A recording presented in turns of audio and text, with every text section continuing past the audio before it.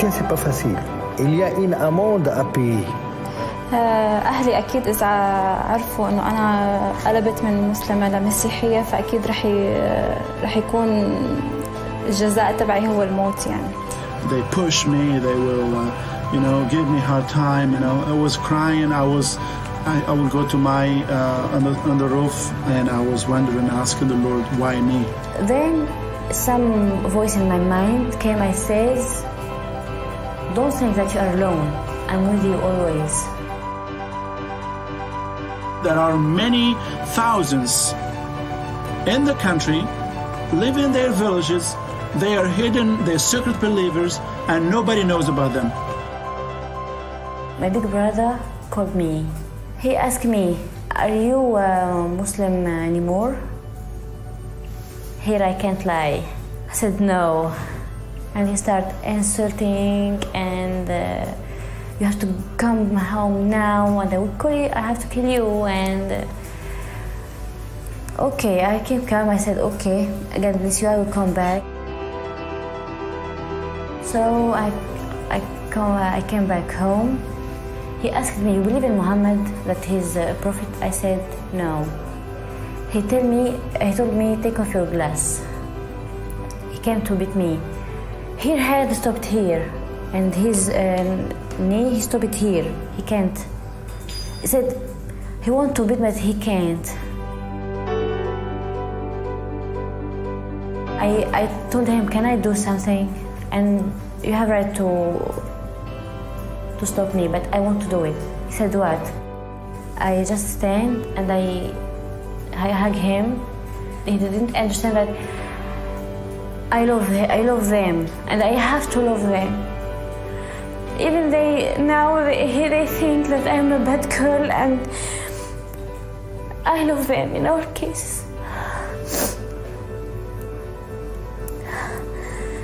And Jesus said, if I receive hate or evil and I respond with evil, the evil will never end. But if I receive bad things with good things, it can end.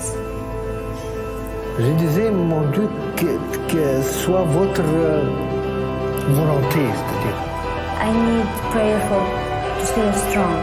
I want you to pray that people will experience what I was talking about. The special experience with God. The good news can change your life. Tell them the good news and they will be saved.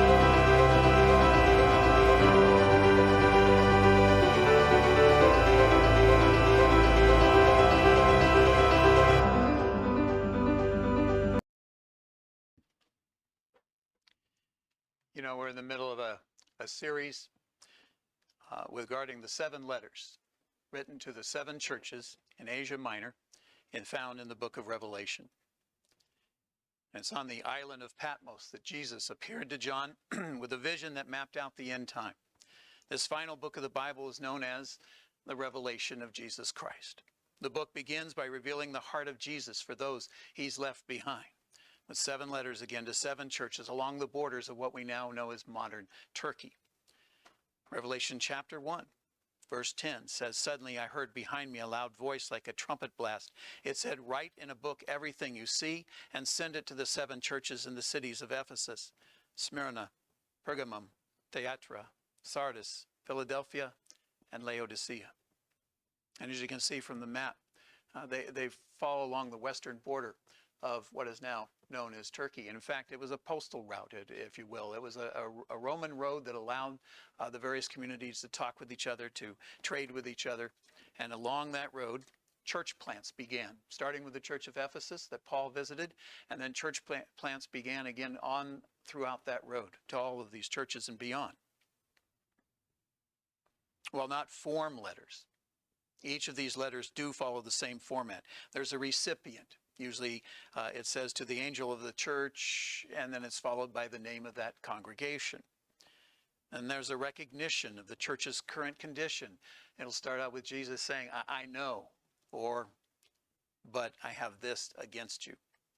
Then there's a response with an admonition from Jesus as to that very church and to the churches and individuals who face those situations. and a reward, a promise of what the future holds for those who are faithful to him, and a reminder for all the rest of us. He who has an ear, let him hear what the Spirit says to the churches. That's in every single one of the letters. And it's that last part that is the reason for this series of messages. Let him hear what the Spirit says to the churches. For what Jesus wrote to the Christians of those early churches was certainly meant for them. It was meant to encourage them and lift them up and to admonish them and correct them in things if needed. But he also wrote them for us as well. He wrote them for every Christian through every age from that date, those dates forward. And on this 7-week journey together, we'll be considering each of the 7 churches. We'll be looking at each of the first century churches, what they look like, what they faced, the message the congregation received, and most importantly for us, the relevance of those messages, those instructions to us today. And today our journey takes us to the second church mentioned. That's the church in Smyrna. Now, Ephesus was last week. You may recall Jesus said, you've lost your first love. We could call that the careless church. Well, if that's true, then another word we could use for Smyrna is the crowned church. Here was a church that endured great suffering and persecution, but Jesus gave them, and he gave us, some great advice on how to deal with suffering. So let's look at the parts of the letter, verse by verse here. The recipient, first of all, Revelation 2, verse 8. Write this letter to the angel of the church in Smyrna. This is the message from the one who is the first and the last, who was dead but is now alive. Smyrna is in a location that we now call Izmir. It's one of two of the letters were written to churches in cities that still exist today. And one of them is Smyrna, or Izmir as it's called, about 35 miles north of Ephesus on the Aegean Sea. It was called the glory of Asia because it was so beautiful. It was filled with multiple temples to various pagan gods. It was the birthplace of the poet Homer. Had a library that had many volumes of books. It was home to a famous stadium that hosted various Grecian Olympic games and gladiators. There's a small Christian church even today there in that area. They do not face the persecution of a Caesar. Now instead they have to be aware of Islamic attackers, but there is a Christian church still in that community. Smyrna was the source for much of the world's myrrh. In fact, the name Smyrna comes from the word myrrh. Myrrh was a spice that when crushed released a beautiful aroma. You may recall that in the time of Jesus' burial, that it was used for burial, to wrap up a body, to help fragrance around the dead body. But it's interesting and odd or ironic because here the Christians are being crushed and they too are lifting off a beautiful fragrance to the Lord. Smyrna was not a friendly place to be if you were a Christian. In fact, in all of Asia Minor, Smyrna was probably the worst place a Christian could live. Cicero called Smyrna one of Rome's most faithful allies. Throughout the Roman wars, they sided with Rome each and every time and were duly noted and rewarded for that. And Smyrna proved its loyalty to Rome by erecting several temples in honor of Roman gods. There was even an altar dedicated and honoring Caesar, where once a year every citizen was expected to come, burn incense, and declare Caesar is Lord. And after their incense was burnt, the offerer was issued a token. Now, anyone refusing to acknowledge Caesar as Lord was excluded from the trades, could not work, and was denied a token, which meant certain unemployment and poverty. But to declare Caesar as Lord would be a heresy for the Christians in that town, so they refused to do it, and they were persecuted and left without means of supporting themselves. If you'd been a Christian there, you'd have faced constant insults, constant mistreatments. You would have struggled to make a living. Few would be willing to hire you. Your children would be targets for bullies. You'd have lived in danger of losing what little possessions you had. You would have faced the prospect of imprisonment and, more probable, death. Jesus says here he's the first and the last. That's an Old Testament title for God and affirms Jesus' equality in nature with God. He is God, the first and the last. He's the eternal, infinite God who already existed when all things were created and who will continue to exist after they are destroyed.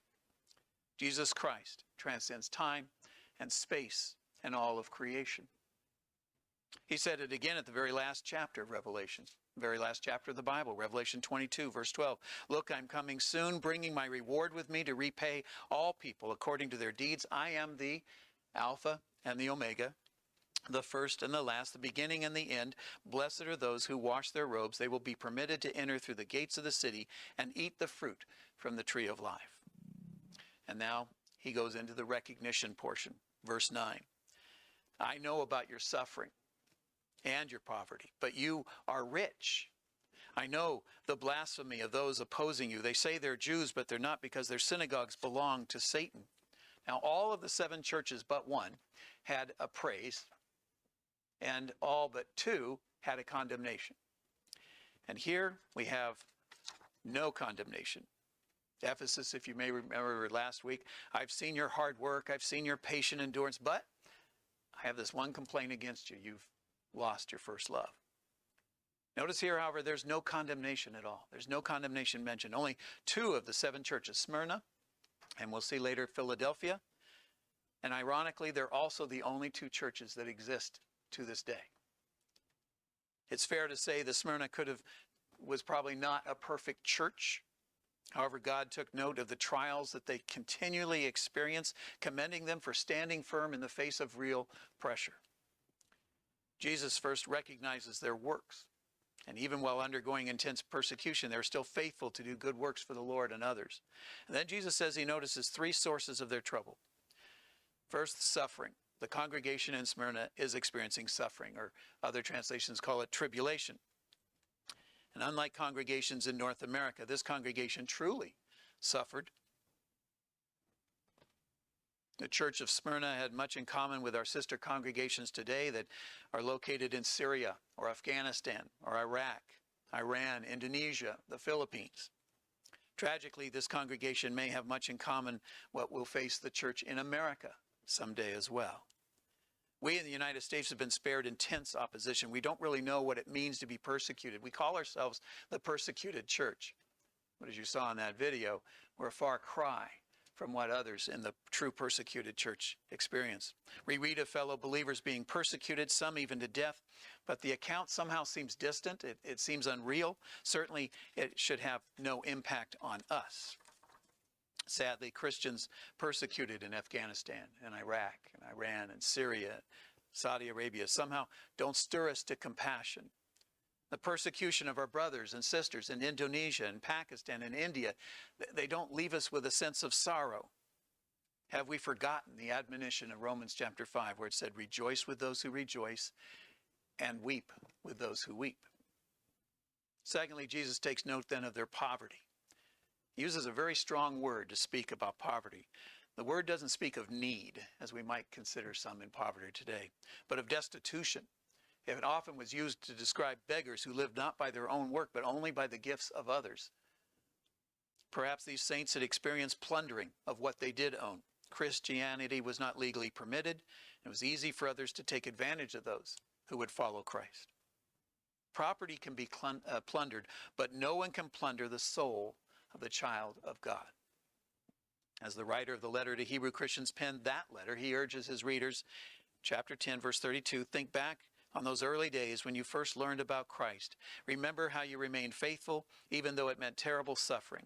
Sometimes you were exposed to public ridicule and were beaten. Sometimes you helped others who were suffering the same things. You suffered along with those who were thrown into jail, and when all you owned was taken from you, accepting it with joy. You knew there were better things waiting for you that will last forever. So do not throw away this confident trust in the Lord. Remember the great reward it brings you. Patient endurance is what you need now so that you will continue to do God's will. And then you will receive all that he has promised. The lasting example of one's life is not measured by the wealth we may have accumulated. Wealth can be a blessing, but it can also be a curse, as people are devoted to what the wealth can buy rather than thinking of what wealth can mean as a way of honoring God. Wealth is not an indicator of spiritual power or divine blessing, as some churches might preach. Indeed, wealth and treasure may indicate a moral decline, the loss of spiritual stamina, spiritual death even. Christ goes on and says, but you are rich. The church in Smyrna was the rich, poor church, if you will, in contrast to the church at Laodicea, which was the poor, rich church. The friends, I encourage you, don't run from the troubles of life. Embrace Jesus all the more. He is here with us. He's here with you, and you are richer than you think. And Thirdly, Jesus noticed in the church of Smyrna, he noted the slander, the blasphemia the saints endured. Because Christians were despised and marginalized, they seemed like a virus, a disease that needed to be removed. And because of this, the Jews there found an outlet for their rage against the followers of Christ. And so accusations were thrown in them. We know of several, 7 in fact, and there may be more, but 7 accusations brought against early Christians. They were accused of cannibalism because in their communion, Jesus had said, "This is my body, this is my blood." They were accused of incest. They spoke of brothers and sisters in the Lord, and they greeted each other with a holy kiss. They were accused of having terrible orgies because Christians had love feast and they gathered together and they eat and fellowship and rejoice in the Lord. Christians were accused of tampering with family relationships, and Christianity did, in fact, as we noted in this film, often split families when some members became Christians. Christians were accused of being atheists, and that's a hard one to think about, but who can understand a worship which had no image of the God that they worship? Without an image, how can you know who you're worshiping? Christians were accused of being politically disloyal because they wouldn't say that Caesar is Lord, and therefore they were political traitors. And lastly, Christians were accused of being anarchists because they foretold the end of the world was going to be in flames. But notice, neither the Romans or the Jews are the source of their problems. Who is it? It's the devil. The words that are recorded may appear harsh, especially when the Master speaks of Jews as a synagogue of Satan. The Lord is exposing them as a gathering, not God's people, as a gathering, as Satan's people. For Satan is exposed in the Bible as the accuser of our brothers. And it's easy for us to become so focused on the individuals who seek to injure Christ's faithful people, we forget who we are, who's against us, and what we're charged to do. But if we're to resist the enemy, we have to first acknowledge who the enemy actually is. Peter said in 1 Peter 5, verse 8, "Stay alert. Watch out for your great enemy, the devil. He prowls around like a roaring lion looking for someone to devour." The Apostle Paul echoed this thought in his letter to the church at Ephesus. In Ephesians 6, verse 10, a final word, "Be strong in the Lord and in his mighty power. Put on all of God's armor so you'll be able to stand firm against all strategies of the devil. For we are not fighting against flesh and blood enemies, but against evil rulers and authorities of the unseen world, against mighty powers in this dark world, and against evil spirits in the heavenly places. Therefore, put on every piece of God's armor so you'll be able to resist the enemy in the time of evil. And then after the battle, you'll be standing firm." See, Christians around the globe do not battle against communists, although communism stands opposed to our faith. Neither do we battle against despots or dictators, though they are intent on subjugating us. We're not battling Islamic zealots, though many Muslims are intent on erasing Christianity off the earth. We're not battling evil government bureaucrats who would silence Christianity if they can't co-opt them. No, we realize that behind every human opponent we may face, behind every persecution that's unleashed on us in this fallen world, is the dark, blood-stained hands of Satan, that evil being who stands opposed to all that is righteousness. So persecution, poverty, slander of blasphemous words. No, the church in Smyrna would never attract the attention of the rich and the famous today. Brides would not be fighting for the opportunity to have their wedding conducted by the pastor there in the church in Smyrna. Those who wish to give their loved ones a Christian burial would never consider that little church in Smyrna. The church in Smyrna wouldn't be able to afford to televise their services a day, and even if they were able to do so, few people would be willing to even watch. I suppose it's human nature for all of us to want to be associated with success, right? We find meaning for our existence through our affiliation with that which is significant in the eyes of others. We find meaning for our lives through the influence we wield and the way we're able to make the world sit up and take notice to what we are and what we're doing. We want to believe that God blesses the church we attend so that we'll be a part of what's seen as influential, so the people around us will respect us. There's a tendency for churchgoers to choose the congregation they will attend, not on whether God's word is faithfully presented from the pulpit, but on the basis of the building, the pews, the children's programming, the extracurricular activities available on campus. whether the building has padded pews and plush carpeting, whether the congregation uses a paid worship band or boasts a huge choir behind the podium. And Christ now gives his response. Revelation 2:10. Don't be afraid of what you're about to suffer. The devil will throw some of you into prison to test you, and you will suffer for 10 days. Don't be afraid of what you're about to suffer. I mean, they've already suffered a lot. That's why they're getting this letter. It wasn't even over yet. More was to come. Oh, yay. It's like a hurricane. When you're in the eye of the hurricane, half of the battle is over. But guess what? The other half is now to come. You will suffer for 10 days. Now, a lot of different commentators, for almost as many commentators as there are different ideas of what this means. But it's possible they only suffered for 10 more 24-hour days. I'm not sure that was the case, but some say possibly it's an allusion to Daniel chapter 1, where you may remember that Daniel and his friends were tested for 10 days. Others, the persecution under Diocletian, which was the emperor at the time, lasted exactly 10 years. So maybe that's what it meant. But I think it much more likely these were the 10 seasons of time that they were about to face. And indeed, history records 10 major persecutions of the early church. If you're familiar with the work Fox's Book of Martyrs, it archived so many thousands of Christian believers. They lost their lives to martyrdom. First was Nero. Thousands of Christians were killed. Paul was beheaded. He used to take the Christians and put them in wax and then tie them to trees and light them afire as candles for his gardens. There was Domitian. And this is the one where John was boiled in oil and banished to Patmos, the one in the current times for where we're reading. There was Trajan. Ignatius was martyred. Eustachius was a Roman centurion who, when told that he had to bow and say that Caesar is Lord, wouldn't do it. So he and his family were murdered. Then Marcus Aurelius, Polycarp, a famous leader of the church at the time. He was the bishop of Smyrna. He was also a disciple of John. He was martyred at this point.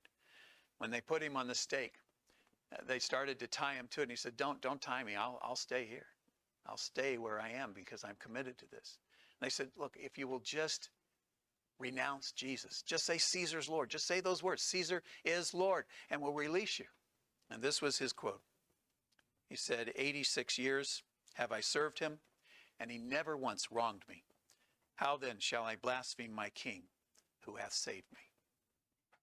Severus, in AD 193, Irenaeus, who was a disciple of Polycarp, who again was a disciple of John, he was beheaded. In the term of Maximus, Christians were killed without trial. They were buried indiscriminately.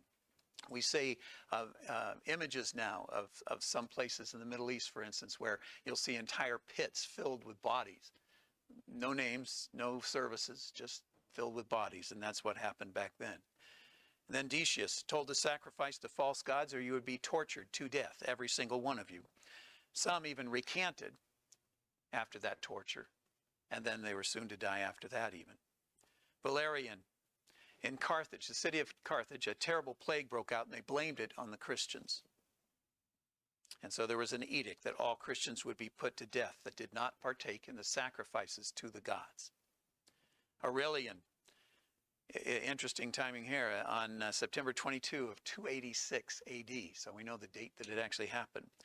There was a legion of Roman soldiers, the Theban legion. It was from the land of Thebes, where they came from, with 6,666 men.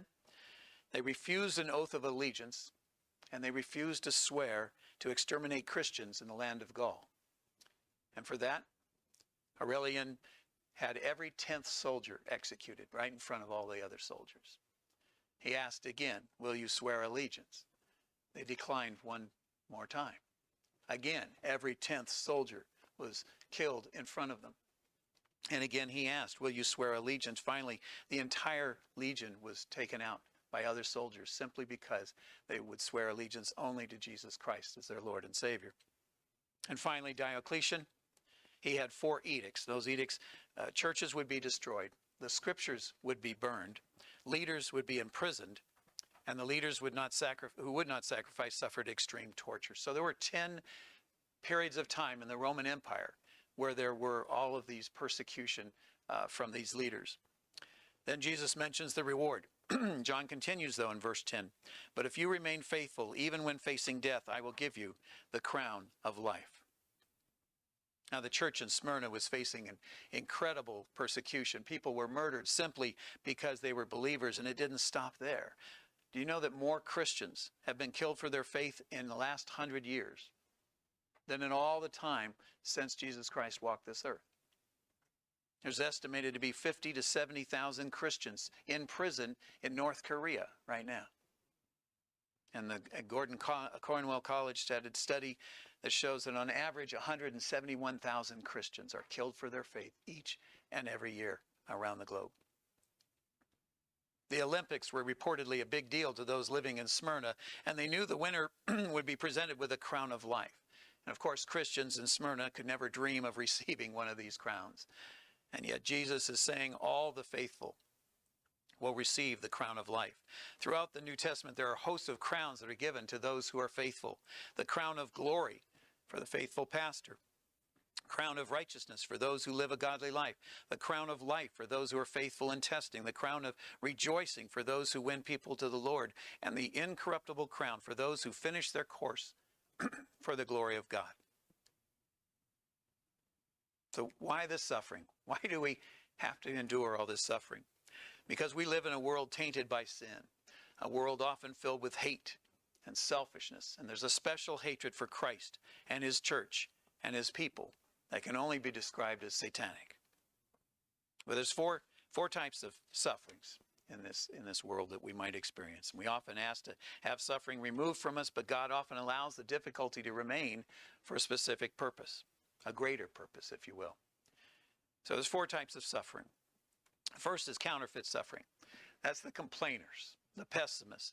Woe is me. I missed that signal. I got to go all the way around again. I'm being persecuted for my faith. How to deal with that kind of suffering? Avoid it at all costs. Philippians 2 says, do everything without complaining and arguing so that no one can criticize you. Live clean, innocent lives as children of God, shining like bright lights. James 5:9 says, don't grumble about each other, brothers and sisters, or you will be judged. The second kind of suffering is corrective suffering. It's a suffering as a result of our own actions. Suffering for our wrong choices. When we mess up and fall into sin, our Heavenly Father disciplines. How do we deal with that kind of suffering? Try to avoid that as well. We need to learn from our mistakes, accept the consequences, try to correct them if possible, and move on. And if it's a sin issue, then we need to accept responsibility for it. We need to confess it. We need to seek forgiveness and accept God's discipline without blaming others. Thirdly, there's a cultural suffering. Sometimes our suffering is not because of anything we've done. It's just the consequences of living in a cursed, fallen culture or world. John 16:33 says, I have told you all this so you may have peace in me. Here on earth you will have many trials and sorrows, but take heart because I have overcome the world. Is it right that so many have suffered and died from COVID? No. Is it right that women or children are abused on a regular basis? No. How do we deal with this kind of suffering? We have to endure it. I can't understand how unbelievers deal with this stuff. They have no hope, no answer, no one to really lean on. But we have an advocate.